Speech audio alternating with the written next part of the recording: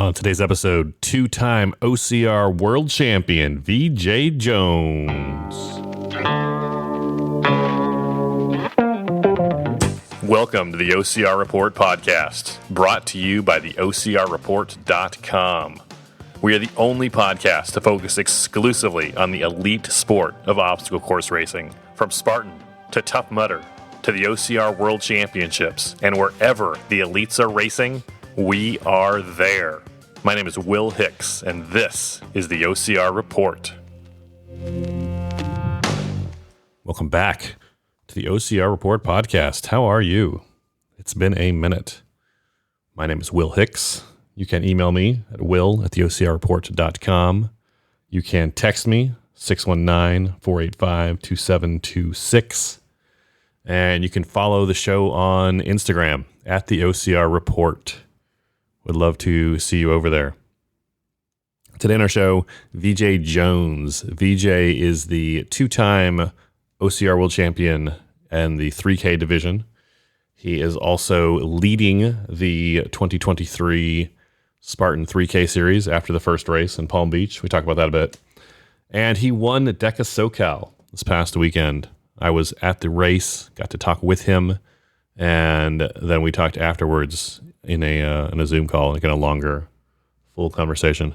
Hey, you should follow the OCR Report on YouTube. Go to youtube.com/the OCR Report, and you can see the entire DEKA race. We have, since, I'm trying to think of the last time we had an episode of the podcast, but in this last year, Jason Dupree and our team of commentators and rabbits and just the people that make it happen, but especially Jason, have really stepped up our live stream game.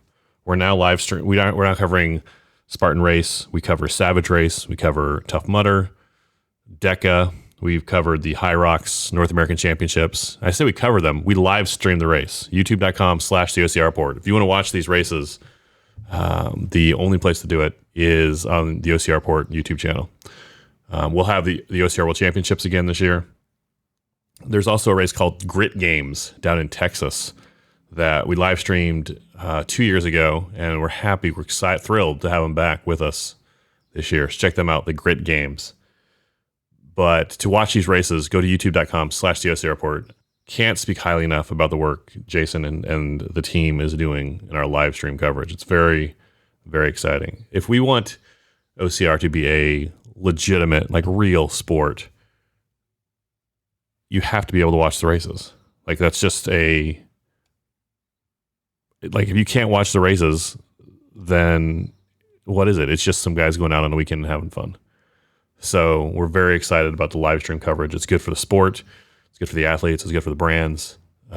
Check that out. youtube.com/the OCR Report. Let's talk some news. Did you listen to the new episode of World's Toughest Podcast?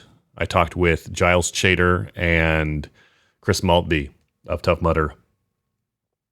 Next year, Tough Mudder is getting rid of the 5K and 10K and 15K races. Tough Mudder will be Tough Mudder. This is literally a throwback to what the brand was, or what Tough Mudder was pre-2016. There's no Tough Mudder half. There's no Tough Mudder 5K. If you want to go do a Tough Mudder next year, starting in 2024, it is a 10-plus mile event, 20-plus obstacles, and judging by our conversation, it's going to sound a lot like what it was like,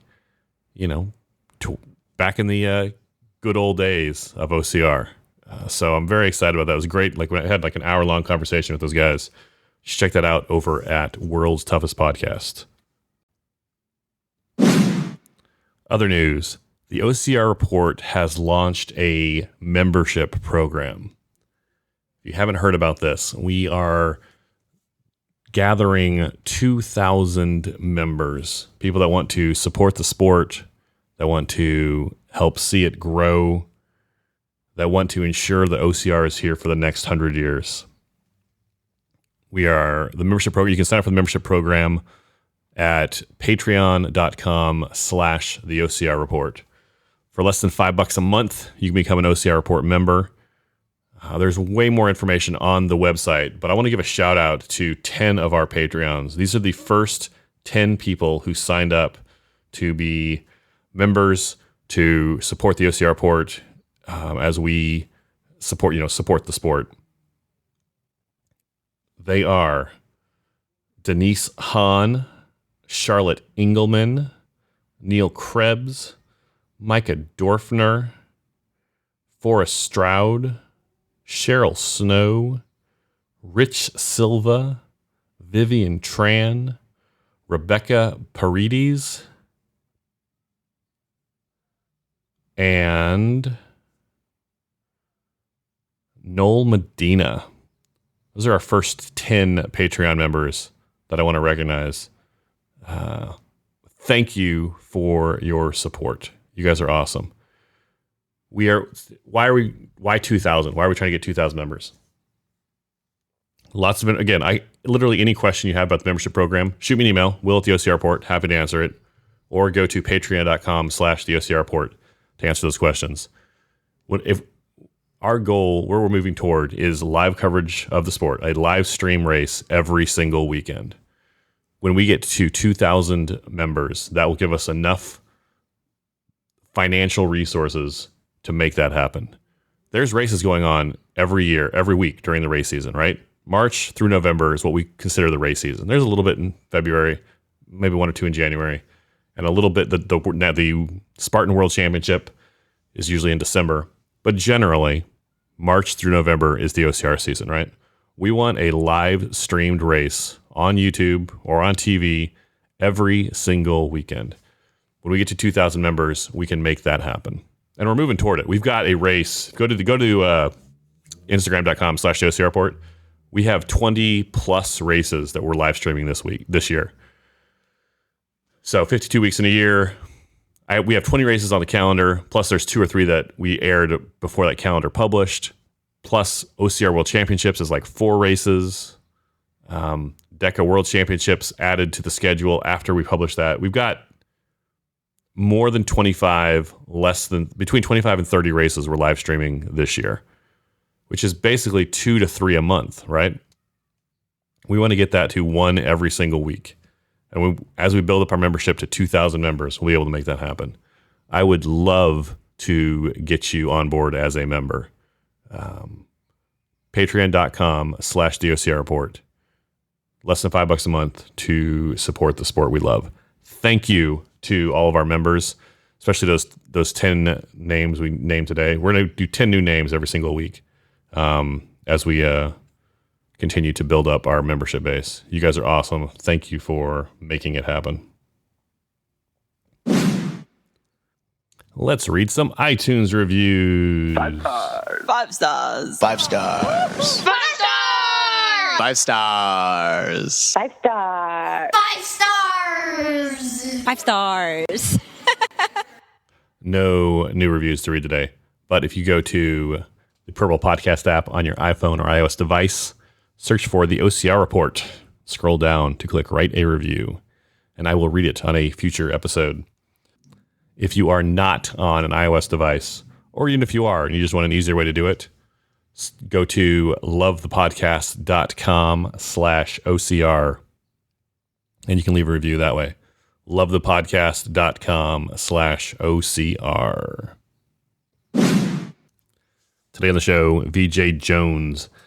Veejay is a 2-time OCR World Champion who has recently been making some noise in the hybrid fitness space. He's been running some DEKAs. He won DEKA Socal this past week. Toward the end of our interview, he tells us some news, some breaking news. He is going to finish out this year in OCR, but 2024 is going to be basically a move for him from focusing on OCR to focusing on fitness racing, on DEKA and on high rocks. He hasn't run a high rocks yet. He's run several DEKAs. So we talk about that, what that means. We also talk about his competitive nature. Veejay really hates to lose. which probably isn't a hot take, right? It's probably not uncommon for athletes at the top of their game. But it is interesting to hear him talk about how much he hates losing, how he doesn't really resent the people that beat him, but it can kind of send him into a funk personally. Even some depression, he mentions. So, and then we talk about what it's like to beat your kids at Monopoly. So, I'm very happy to talk with Veejay Jones. Always a pleasure. It's time to talk with Veejay Jones. Let's go to the phones. Veejay Jones is a two-time OCR World Champion. He currently leads the men's field in the 2023 Spartan North American Elite Series after the first race. And this past weekend, he won DEKA Socal going away. I'm happy to welcome Veejay Jones to the show. Hey, Veejay. Thanks for having me on, man. It's been a minute. It has been a minute, but we always got to come back and touch base and see how things are going. It was good to see you this past weekend at DEKA Socal. You did very well. How did you feel about your race?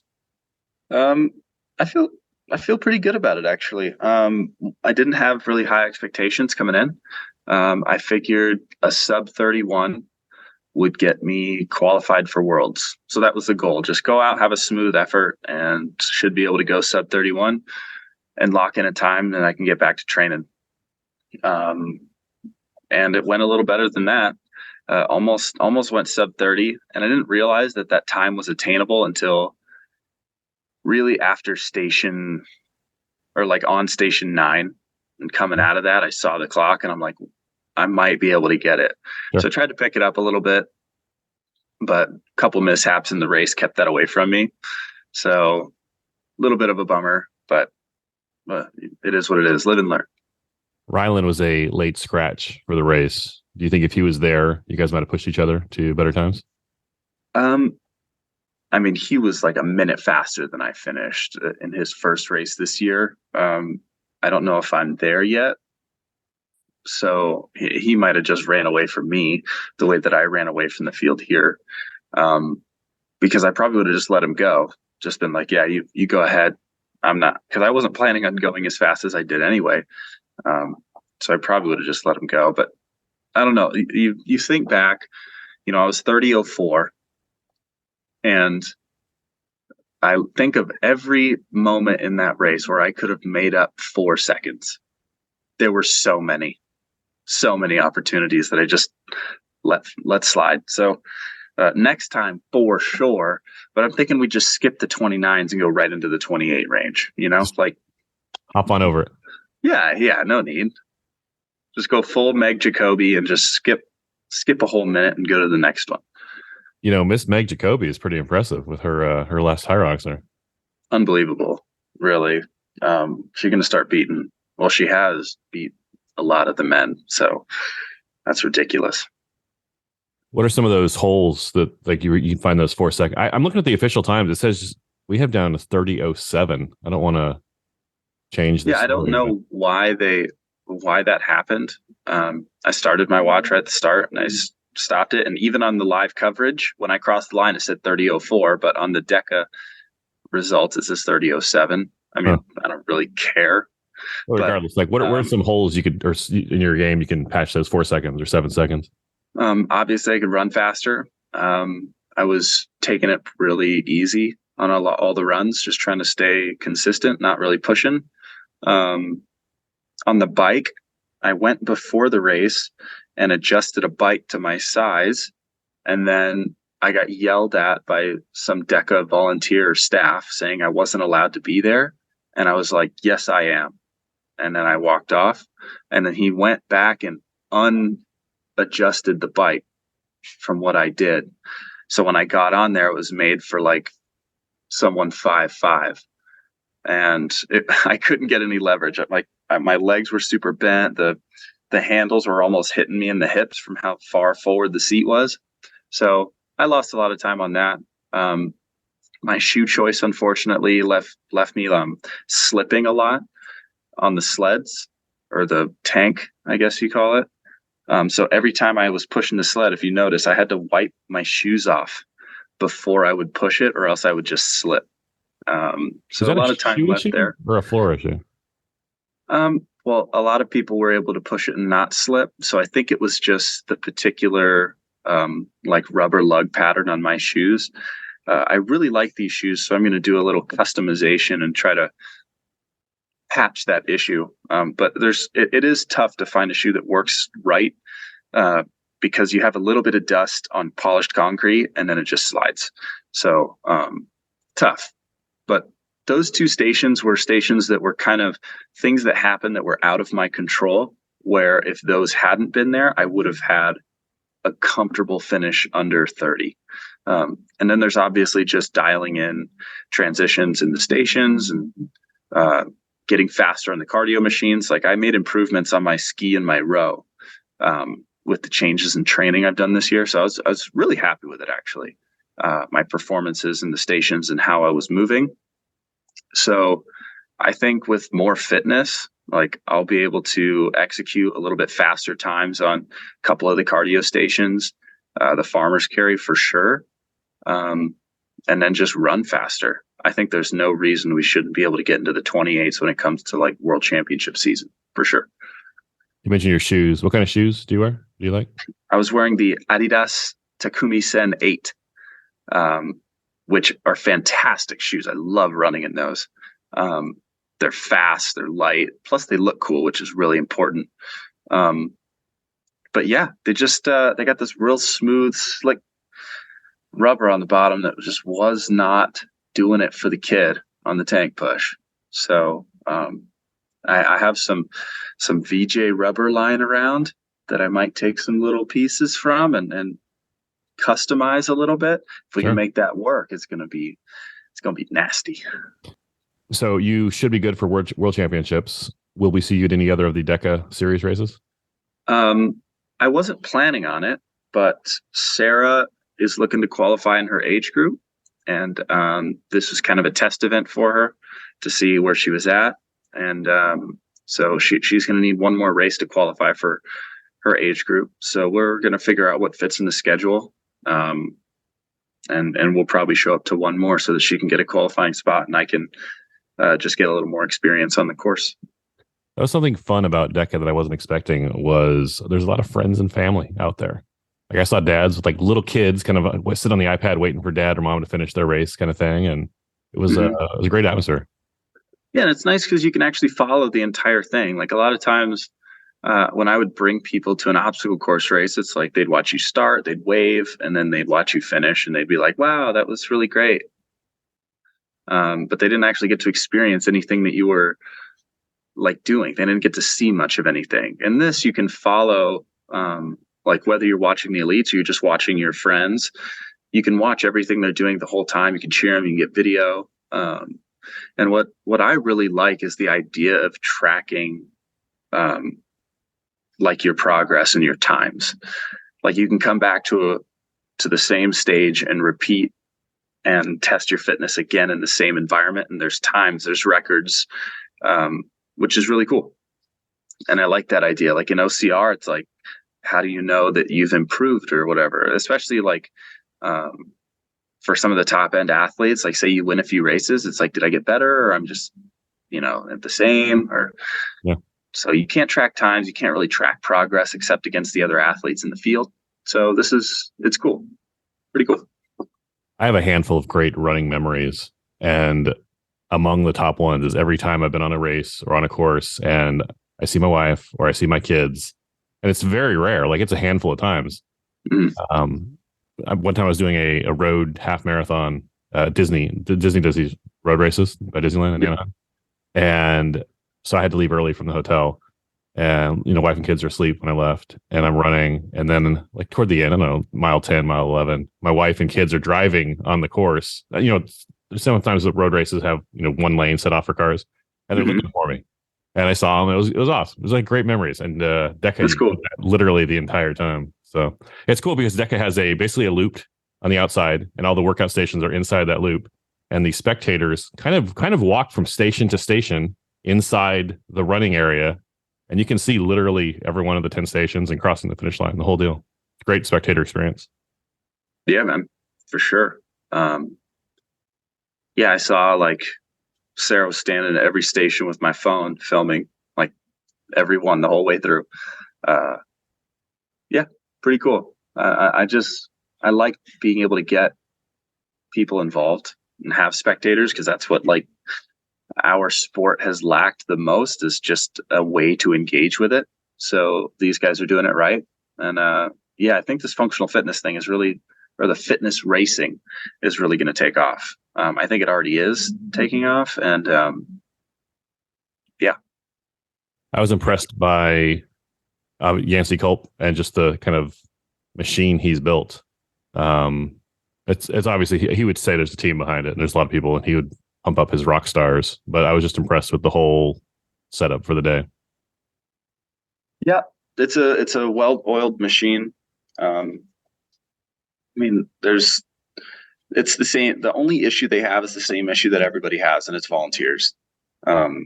Making sure volunteers understand movement standards and rules, because one judge is completely different than the next judge, and how they view what is appropriate. So yeah, it's kind of hit or miss with that, but that's every organization, and every competition that's going to use volunteers is going to have the same issue.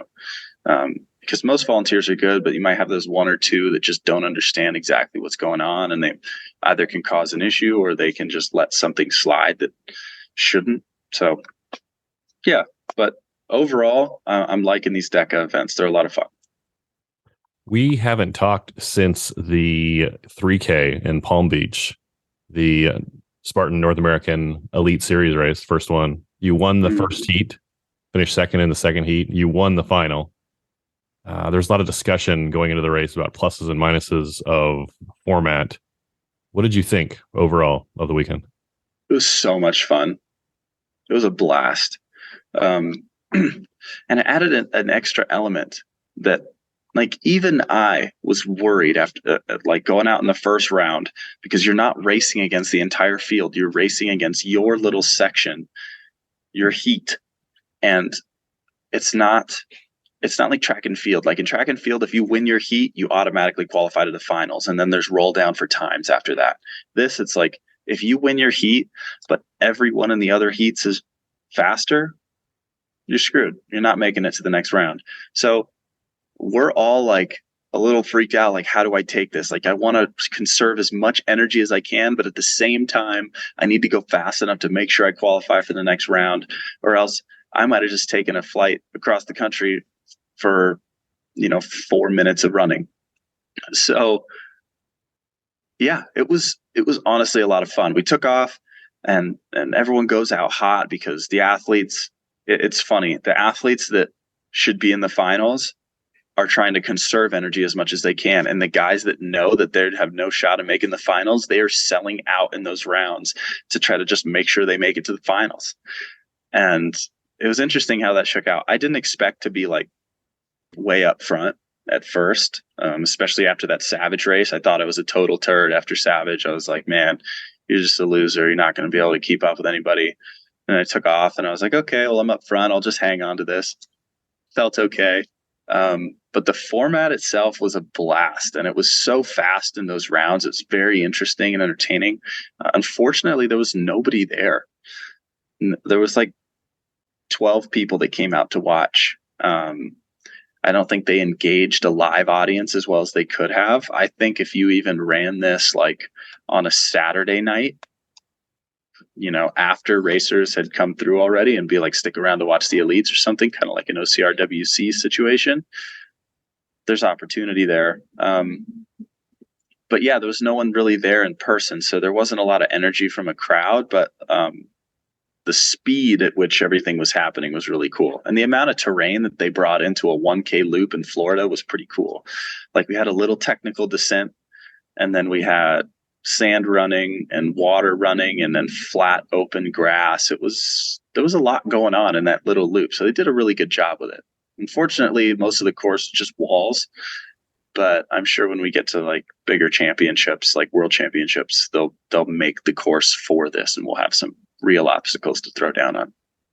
Okay, so that format where even if you win your heat, if your time isn't good enough, you don't qualify. Is that If you were to step back from it, not as a racer, but just as like, is that a good call, or do you think they should do it the other way? I think you should do big Q, little Q, like track and field. Like if you win your heat, you should get a qualification spot. Like that's just kind of how it is. Because I won that first heat. So I was pretty confident that I was going to make it to the next round. And then I went and looked and I was like the leader of the whole thing, which I didn't expect, but cool with that. Yeah, if you win your heat, you should get an automatic qualifying spot. Like that's just it would add another element to the strategy. And you'd see people like, instead of accepting that I'm up front, they're like, man, I'm going to go try to beat VJ in this heat for some reason, just so that I can qualify and guarantee it, which could be cool. But I don't think they're going to go back on that now that they've set the standard for qualification. They're going to stick with it this year. Maybe they'll change it for next year. Maybe we won't have a 3K next year. Who knows, but that's what I would do. Go track and field. They have it dialed in. They've been around a long time. They know what works. Okay, so the qualification process, the spectators, getting more spectators out there. If you had Joe DeSena and Dave Watson across the table from you right now, what's one more change you would make? Invest in your format. You did this. Like, invest in creating media around it. Like I priced out and was looking at how much it would cost and what it would take to do like full scale live broadcasting and everything. And then also like I looked at what it takes to do live to tape. And then I also mostly like, I don't think it's because they're giving the live broadcasting to you guys. So that's on you, like to make that product since that's what you guys want to do. But for them, it's like they don't have any media team capturing media for after the race to feature the athletes, to feature their new format. Like the only thing that they have is what you guys are creating for them, and they're just not putting in a lot of effort there. And I think if they don't put in effort and try to prop up their own product, it's not going to last. Because it was exciting. It was really cool. But there were no interviews with athletes. They didn't talk to anybody. They didn't get backstories on anyone competing. They had international athletes coming from overseas to compete. There was like 6 countries there, and they didn't talk to anybody. They didn't develop a storyline. They didn't create anything there. So it's like we went and did this really cool thing that nobody saw and no one really cared about because they're not trying to drive attention to it. They're the biggest in the sport. They have the biggest social media numbers. They have the biggest like eyeballs, and they just were kind of like, whatever, it happened. So I'm just a little disappointed in their, like, they created this really cool product, but they're not trying to sell it, which is probably the easiest selling product that they've ever made. Instead of trying to be like, look at all this stuff we're doing in the mountains where you can't see them and they're walking for like half the race. We had people selling out, crossing the finish line, gassed, laying on the floor. And unless you were watching it live, they didn't showcase anything that was going on their own platforms.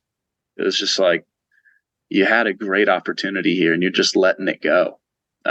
And I don't know if that's just for financial reasons, like they're hurting real bad, or if they're just kind of giving up on the elite side of the sport. I don't know what it is, but that was my biggest takeaway, where it's like, Steve Hammond and Gary and Garfield, they're working hard to make this work and make it interesting and make it cool, but they can only do so much.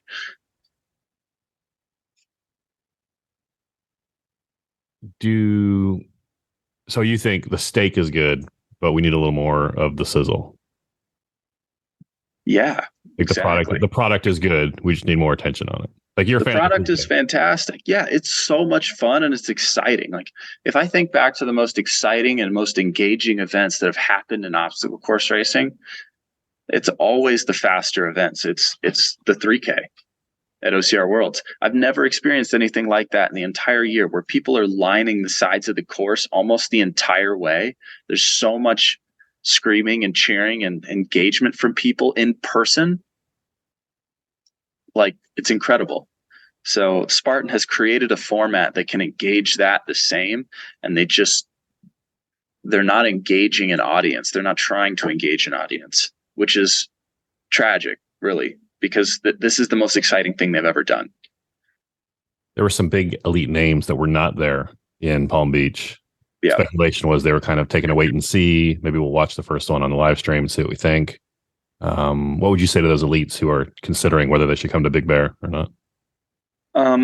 I think you're going to have a much more stacked field in Big Bear. You'll probably see more athletes out there. You know, I understand for some athletes, this isn't what they like to do. Like an athlete like Atkins, you know, who's always leaned towards the more grindy endurance piece and getting in the mountains. And that's his skill set and that's his passion. And this kind of eliminates that for him. So I understand him not really being interested in this. And I totally get it. But for the athletes that are passionate about it, like it's really cool and it's a blast. And if you're willing to train for it, like it's fun. You're going fast. It's the closest it feels to something along the lines of the racing that a lot of us did in high school, you know, with track and field and qualifiers and that sort of thing. It's really fun for the athletes and it's really fun for spectators. If you can just get them engaged. So I think you'll see a deeper field in Big Bear. At least I'm hoping you do. I won't be there, but yeah, it's got a lot of potential. What are your plans for the rest of the series after Big Bear? I'm not going to do any more of the series. Just wanted to go to West Palm to kind of get a feel for it, and then also lock in my qualifying spots for OCR Worlds and Spartan Worlds. Just make sure I get the invite. And that's why I went to DEKA. I wanted to get a qualifying spot for DEKA. And I'm going to take a step back now. I got everything I wanted to do. So I'm just going to train for the next, through the summer, show up to OCR Worlds. I have some unfinished business there I need to take care of. And then show up to DEKA and Spartan Worlds and handle that as well. OCR World Championships. You've won the 3K race twice. Yes, sir. What kind of unfinished business could you have there? The first year I did the 15K, I made a fueling mistake, which cost me the race. I felt really good right up until I didn't. And all of a sudden I was just cramping and I felt like crap and I fell to fifth. And then last year I got sick in May after the race in Mexico and I wasn't able to compete or really train through the rest of the year. Fortunately, my fitness was able to salvage the 3K just because my skill set's really strong there. So I didn't have to be in the best shape to still win that. But looking at what I haven't done in my career, it's the 15K at OCR Worlds and it's the Spartan World Championships. I don't have those on my resume, and those are things I want to have. So I'm looking at past winners of the OCR World Championships. We haven't had the same man win both races since 2019, looks like. John Albin. Now, he did it 3 years in a row, but that's John Albin. That's true. Yeah, I'd like to do that. I'd like to sweep that weekend. I think I'm more than capable of it, especially since they're moving to a terrain that I live in, basically. Going to be at altitude. It's going to be dry, mountain, rocky type of thing. And I live in Colorado, so I have access to that. So I think my tool set's going to be built really well for what's coming. So I'm kind of switching focus right now. Like, I'm not going to prep for 3K. I'm not going to prep for DEKA. I'm just going to go into full OCRWC 15K prep. That's the thing I want to do. Like, I was kind of up in the air of what I wanted to do this year. Like, I was looking at High Rocks, looking at DEKA, and those are the things that kind of excite me right now. OCR doesn't particularly excite me to train for. You know, I'm only 24, but I've been doing this a long time. And, you know, I want to keep training and being an athlete, but I need to chase what excites me, and OCR is just not really doing that for me. It kind of showed up a little last year with, I wasn't totally infatuated with it. And then now this year I'm kind of like, yeah, I need to chase something else. So, for kind of resume and legacy purposes, I'm going to wrap up a couple things that I haven't nailed down this year. And then next year I'll feel good about switching focuses and going like full into the fitness racing hybrid space. Like I'm going for high rocks next year. I see, Kent Winnan and Hunter and Rich, and I can smoke those guys. So I think I'm going to do that. Okay, so let's break down what you just said. Your focus for the rest of this year, 2023, is training for OCR World Championships, Spartan World Championships, and DEKA World Championships. Yes, sir. And then next year, you will not describe what next year. If you could wave a magic wand, what does next year look like ideally for you? Next year looks like putting a strong showing in at High Rocks, qualifying for the Elite 15 for the World Championships, going out and just having a good competitive season. I don't expect to be the best in the world first try, because it seems like High Rocks has a very steep learning curve. Like people usually come in confident and then get their teeth kicked in and have to like go back and be like, okay, let me figure out why all that happened. So I expect that to happen. I'm looking at doing my first High Rocks in November. I won't be in like great shape for it, but I need to get that experience to know what it feels like to do 100 wall balls an hour into a race. So looking at dipping my feet into that there. And then after Spartan Worlds and DEKA Worlds, I'm going to transition and go like full in and get High Rocks ready and try to qualify for like North American Championships and World Championships ultimately. And then past that, I'll keep doing DEKA. And since the skill set is very similar to DEKA, I might try to get an invite to like Spartan Worlds again next year. But I won't be pursuing OCR. Like I won't be focused around it. If something lines up and I can hop in, I'm not like walking away from it in the sense I'm never doing it again. It's just like, I won't be focusing on that. So, yeah, like you won't see me at OCRWC 15K, like trying to do big mountain races, because that skill set's just going to pretty much disappear. Because I'll be moving into like full commitment into High Rocks and DEKA. So that's kind of what we're looking at. I don't know what obstacle course races I'll do next year, if any, or what I'll be like looking at, but that's kind of the plan. So is it fair to say 2023 is your last full-time year of OCR? Yeah, absolutely. Yeah, pretty wild. Veejay, we would every once in a while. Lindsay Webster did this a couple years ago. She's like, "I'm retiring," and then she just went out and won every race that year. And so you're kind of skeptical, because then the next year she's like, "Yeah, I'm going to step back," and this year she stepped back. So I would hope to still see you at races, but I get the plan. I understand that. I love this sport. And I still want to be involved for sure. Like, I don't know if that's from a broadcasting standpoint or doing media. Like, I'm not just going to go away and you're not going to see me. Like, I want to stay involved in the sport and make sure it's successful and make sure it succeeds. I don't think that's necessarily as an athlete.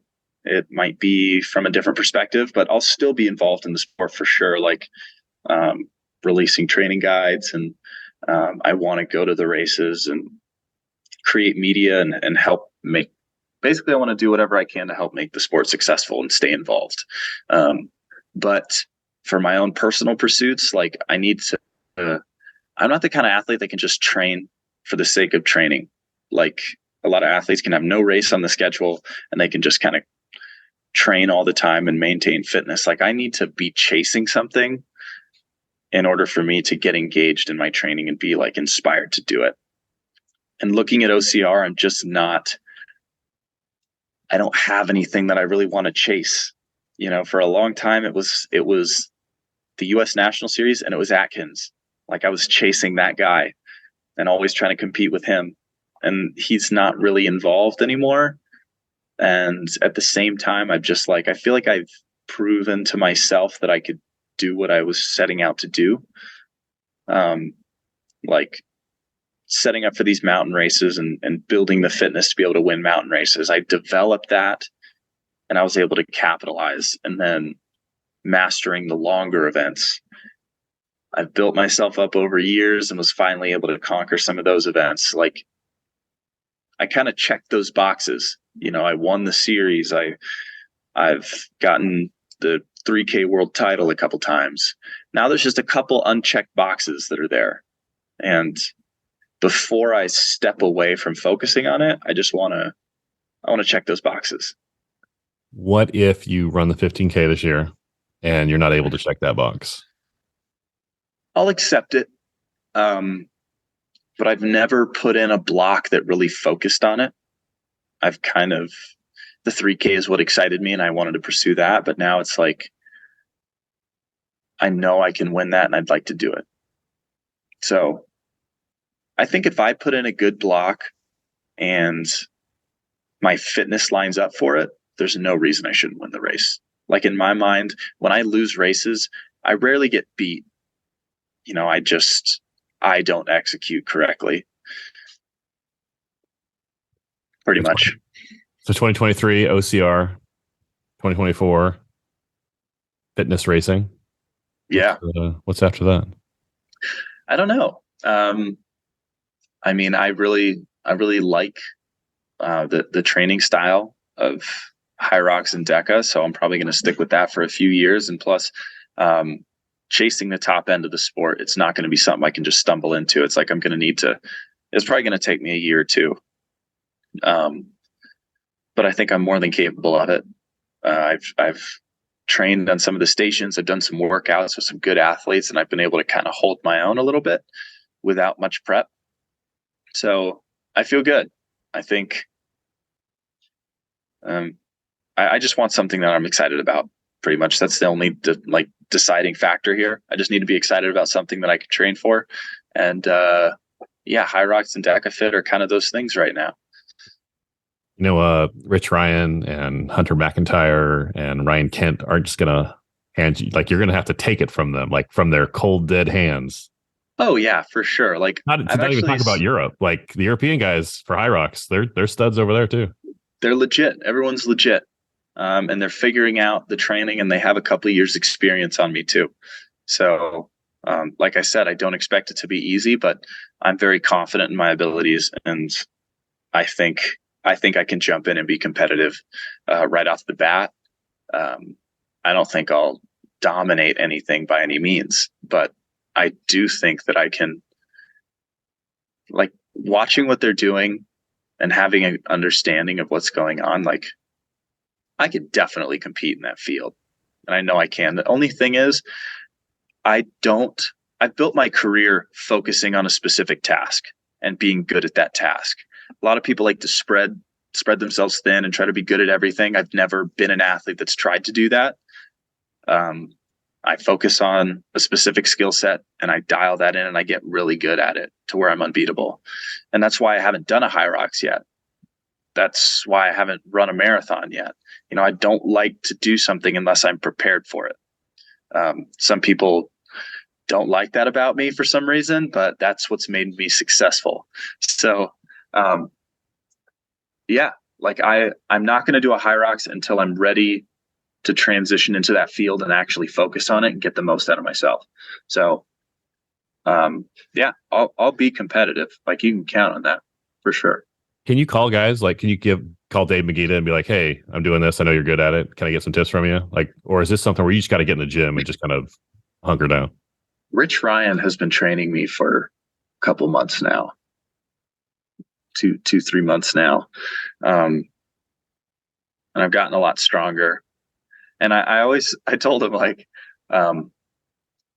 we were having a joke because we were on the same team for Gov Games in Dubai, and Kent was saying like before DEKA World Championships, Rich is gonna, trash my training and like tire me out before the race, so just take me out of the running. No, but yeah, I basically did that. I was like, who's someone that I like the way they train and I like their mindset, and as a coach and someone that could get me prepared for these kind of events. And that was Rich. I like his approach to everything. I listened to his podcast and his training mentality, and I liked that about him. So I called him up. I was like, hey man, like, you think you can get me, strong enough for high rocks, prepared for compromise running in DEKA, but also, get me faster than I am now, all at the same time? And he's like, we can do that. So yeah, Rich is coach now, and he's much better at it than I am. Like I have trouble differentiating. That's why I don't do one-on-one programming for athletes. I just release training guides, is because I have trouble separating athlete and coach, and whatever I'm excited about blends into whatever I put on athletes. And he definitely lives in that coaching mentality, where we did some intervals in Dubai just during the week. We were waiting for Gov Games to start, and he coaches Jack Bauer and myself. And after each interval, he would walk over to Jack and I and be like, hey, how'd that feel? What kind of response were you getting? Like everything, how was that? Like, do we need to make any adjustments? Like, he was so concerned about how our intervals went, and he didn't mention anything about how his intervals went or how he was feeling or anything. So he's definitely he's a very good coach. Veejay, what else you got going on? What is exciting in your life right now? I got a part-time job at a golf course to make sure that I can golf for free and as much as I want. Working on that golf game. All right. Okay. We're looking at some amateur championships coming up. We're getting the handicap down. I got invited to the US Open for speed golf, so I'm considering that, because that just seems wild. What is speed golf? Speed golf is golf with speed. If you're running it? You run, yes. So the world record holder, his name is Scott Dawley, and he owns USA Speed Golf, and he hosts 4 or 5 different championship events throughout the year, including the US Open. He ran 18 holes in 43 minutes and shot, I think, a 66, which is what, 6 under par? 6 under par in 43 minutes, 18 holes. Ran that piece. And he has this special little setup that he holds all his clubs in, and he runs, dude. They're ripping down the fairway, stick their clubs in the ground, hit their next shot, pick up, running again, and they're good. They could beat me in my current playing, like taking my time, and they're running the whole time. How far a run is 18 holes? Say like, 7,000 yards for an 18-hole course. I don't know how far that is. Ask Alexa or something. Okay, so you're taking it seriously. Like you're working on your golf game. Well, I just like golf. Like I always liked extracurricular activities and playing sports. But the thing is, I'm so competitive that I go way too hard. Like no matter what it is. Like last year, I think we picked up pickleball, and I was like, dude, pickleball is so much fun. I entered in a tournament and I was playing, but I would go play with these people after doing 2 workouts that day, and like, all right, just supposed to recover. And I would go ham bone in pickleball for 3 to 4 hours, just absolutely destroy myself. And like, I'm ruining my recovery, and I just wanted to go have a good time. Like, I can't take things easy. I don't know how to. So my dad always told me that golf was like so stupid, like the softest, weakling sport that exists. So I always thought it was dumb. I just kind of repeated that my whole life. And then I finally tried it, and I was like, this is so much fun. And you can go really hard at golf. Like you can try as hard as you can and you're not going to tire yourself out because golf is physically easy, right? So I can go out, play 9 holes, and I'm just walking around. Like it's not strenuous on my body. So that's how I like initially got into it. But now, like, I'm all about it. I'm playing people for money and matches. I'm like, I'm lighting people up, honestly. They're like, you've been playing for a year and a half? No way. Like, how are you shooting? You're breaking 80. And I'm like, that's right, bro. That's right. I'm here for real. So I'm playing in my first competitive, like actual match play tournament this Saturday for the seeding round. And yeah, dude, we're going to crush some souls in the golf game. And if somehow in the next 5 years, 6 years or something, I get good enough to go pro, I'm going to make more money in like my first year than my entire OCR career. I'll just make up for all that lost time where I could have been playing golf and instead I was running around in the mud. So you never know. It could work out, but that's like something I'm excited about right now. That's just kind of out of the blue. 7,000 yards is just under 4 miles. Can you just take anything easy though? Can you just like sit down for a game of checkers with your girlfriend and or you got to like crush her? That's probably a really unhealthy thing about me that I can't like let things go. I should be able to, but I just don't. Like if we're playing Monopoly and I lose, I'll get pissed. Like I will get upset. And I'll need to take a minute and just walk away and be like, you're a loser. How did you lose? Like, what is wrong with you? I'm way too competitive. And I mean, it helps in the competitive atmosphere of like competing where you expect the highest like performance of yourself. But at the same time, like it doesn't matter what it is. Like we could be, standing 10 feet from a trash can and try to be the first one to make something in there. And if I don't make it, like it's a problem and I need to work on that shit. All right. So not great. Yeah. That competitive drive, it's a double-edged sword because it can make you very, very good at stuff, but it can also work against you personally. Like sometimes it's not super fun to be around someone who's always trying to beat you at everything you do. Yeah. I mean, I don't resent people that beat me though. So I think I just hate myself. Right. So if you beat me at something, I'm like, good job. Like, good for you. Like you totally earned it. I'm proud of you, but I hate myself in this moment. Like, I don't know how many times I'll be out on the golf course and hit a bad shot. And I'll tell the guy next to me, like, I think I'm going to take a bath with a toaster this evening. And I get so mad. And that's in everything. That's in anything I fail at. Like if I lose a race, I'm like, wow, dude, like you suck. And then I don't know, I guess that drives me to be better later. Do you are you okay with that mindset? Are you trying to change that, or do you think it kind of helps make you who you are? Everyone tells me that it's bad, but that's driven me to like literally win world championships. That I hate losing so much that like it's not an option, or else I'll go into like a deep depression and self-hatred. I mean, it's probably not a good thing to hold on to for a long time, but while I'm a competitive athlete, like, yeah, I think it's going to work. Maybe that's something I have to confront when I'm like 40 and just be like, just enjoy doing something, for the joy of doing it, not just to crush other people. Yeah, I don't know.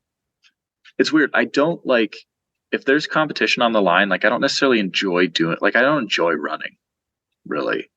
Like I don't just go for a run and I'm like, yeah, this is great. It's more like, okay, just accept that you're going to be better at this than you were when you started. And that's going to be really good for race day. Like I love racing. If I could race and not train, that would be ideal for me. But like I only really enjoy gym workouts and then hard running workouts. Those are the easy things for me. Like if you want me to go do like 10-minute intervals or something, like the hardest thing you can imagine, I'm been like, yes, let's go. Or a heavy gym workout or Metcons or something. Those are all fine. But an easy jog, which should be the most enjoyable part of my day, can't stand it. Like, it's just, I don't know.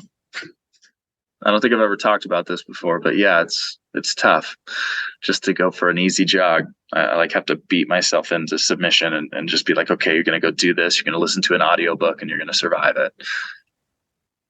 Someday,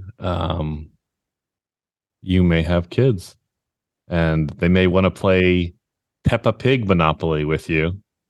And I've told my kids, let me tell you a quick story. When I was like 12 years old, I was playing Monopoly against this guy. It was a friend of my dad. I don't know why, but I was playing Monopoly against him and I beat him. I felt so good. Real Monopoly. This is like real Monopoly. Boardwalk Park Place. And I was like, Jack, I'm like, yeah, I just beat this adult. And then he said, good job. I let you win. I was like, dude, you just stole that from me. And I don't know if he was telling the truth or not, but I won and he stole that from me. And so I've told my kids, I'm like, I will never let you win. Like, no, I might not go hard against them. Like when we're playing a game or doing something, like, yeah, but I'm not going to let you, I'm not just going to like roll over and like, oh, good job. Like I'll never do that to my kids or to anybody. Because I think that's the greatest insult you can do is just to let somebody win. Absolutely. But at the same time, you can't crush a child, right? You're playing against your 5-year-old daughter at Candyland. Like you can't destroy them, but you don't let them win. I firmly believe that with every part of me. No, I understand that. Like when I was like in things that I play, like I won't just like if I'm playing pickleball with somebody that's not up to par, like I'm not just gonna end the point every time immediately. Like I'll keep the game going. I like the excitement of it. Like we want to play and we want to have a good time. But also I'm not gonna let you beat me, because if you beat me, like you want to have that accomplishment. That's like when I would do anything with my dad growing up, he would always win. And then when you finally surpass your father in something, that's a big moment. I remember the first time I beat my dad in a foot race, like sprinting. He could out sprint me all the way into high school. And the first time I dusted him, I remember that moment. That was like defining for me. I was like, dude, I just took this guy and now I'm like superior to him in something. And that was big. That's a big moment. So if you can develop that over years and then eventually like your child comes into adulthood and can surpass you in something, that's huge. That's character development. And they'll remember that for the rest of their life. So I'm proud of you now. I'm proud of you. Like when you beat your dad at a foot race, you're like, yeah, I'm the dad now. Yeah. That's right.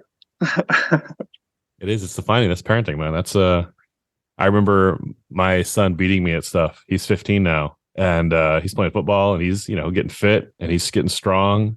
And part of me is like so proud of him. And at the exact same time, I am incredibly frustrating that I'm losing to a child. Like I'm so the dad part of me couldn't be prouder. And the person part of me, the human part of me is like, you lost to a kid again. It's like got to work on that fitness just to remind him, who's daddy. Yeah. He's got a few more years before he completely surpasses me, but the day is coming. Like father time is undefeated. Like it's comes for all of us. Veejay, what are you working with any companies? Is there anything you want to plug? I'm still working with Venga CBD, man. Those guys have been my longest running partner, and I think we're going to work together until the end of my career because they just make the best product. And you can't walk away from something when you found literally the best product in an industry. So yeah, Venga CBD, Colorado based, built for athletes. I haven't been injured in my career. Like, just want to put that out there. The only thing that has happened to me is like maybe I'll fall down and bruise something or I'll get sick, but I haven't had any injuries that have stopped me from training or competing. And I don't know how many people in the sport can say that. Take care of myself. And Venga CBD is one of the mainstays of my training. It helps with my sleep, helps me with any little aches and pains that might pop up. And it's keeping me rolling. So shout out to those guys for sticking with me through the economy and the sport and me being a turd last year as an athlete and not impressing any sponsors. They didn't care. They stuck with me. So cheers, guys. Appreciate you. How can people follow you on social media? Veejay Jones, dude. Veejay Jones on the old Instagram, on the YouTubes, on the Facebooks. I'm out there, man. I started a Twitter. I got 0 followers. I don't know how Twitter works. I've been trying to figure it out, man. I've tweeted like 3 things, and like Instagram, I understand. You post it, you get some hashtags, people interact, you get it. Twitter, what a weird thing, man. I posted a couple times and nobody saw it, and I'm like, how do I get people to see my stuff? Because you can only type like 3 words. So I don't know.